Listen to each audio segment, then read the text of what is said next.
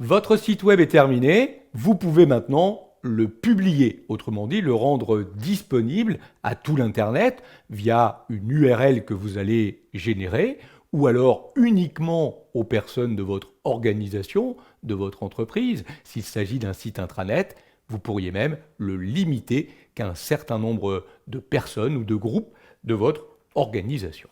Pour publier votre site web, vous venez tout simplement cliquer le gros bouton Publier qui se trouve en haut à droite de Google Sites.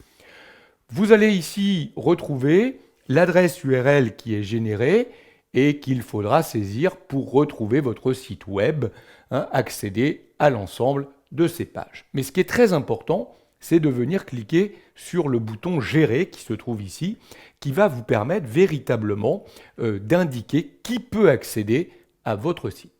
Je clique Gérer.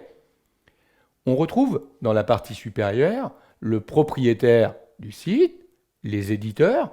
Notez qu'il serait possible d'ajouter des personnes qui auraient le droit d'accéder au contenu publié. Par exemple, regardez ici, je vais prendre Baraka Frites et je vais signaler qu'il est utilisateur ayant accès aux éléments publiés. Alors, quand on fait ça, moi je ne vais pas aller au bout ici, c'est quand on veut vraiment limiter le site qu'à un certain nombre de groupes ou de personnes de l'entreprise. On va nommer ici les groupes et les utilisateurs comme étant des personnes ayant accès aux éléments publiés et vous verrez ensuite, on indiquera qu'il s'agit d'un site limité. Seules les personnes qui auront été définies dans le pavé supérieur auront donc le droit d'accéder au contenu du site, soit en tant qu'éditeur, soit en tant que lecteur. Moi, je ne vais pas aller là-dessus, je vais laisser Vincent éditeur, Philippe propriétaire, et je vais indiquer en termes de lien quelque chose de plus ouvert, soit ouvert sur l'Internet complet ou ouvert à l'ensemble de l'organisation. Pour ça, je vais venir cliquer « Modifier » ici.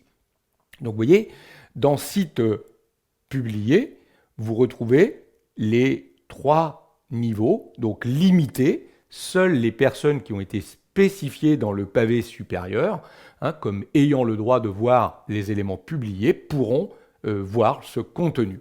Si vous mettez alternative ici, formation, toutes les personnes de l'organisation auront un accès en lecture du site via évidemment l'adresse URL qu'on pourra leur fournir.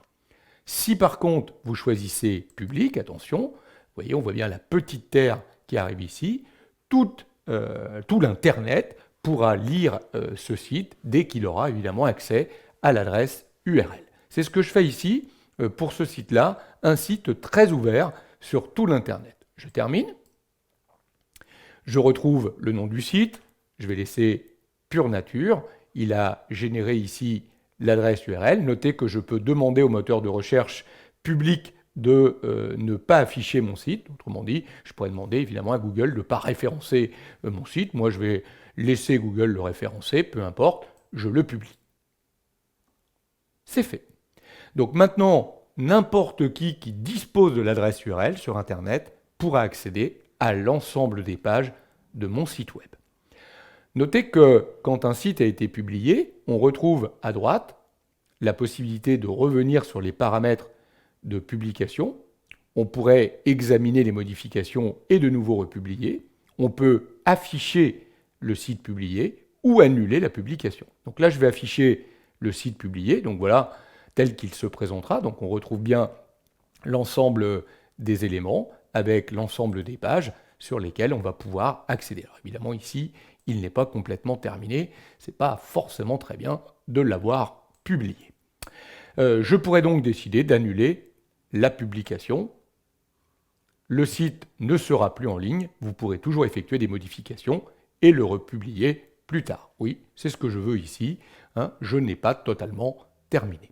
Voilà comment on publie un site à destination de tout l'Internet ou de notre organisation, ou même de façon beaucoup plus limitée qu'à certains groupes, certains utilisateurs de l'organisation qu'on aura nommés comme ayant le droit de voir les éléments publiés.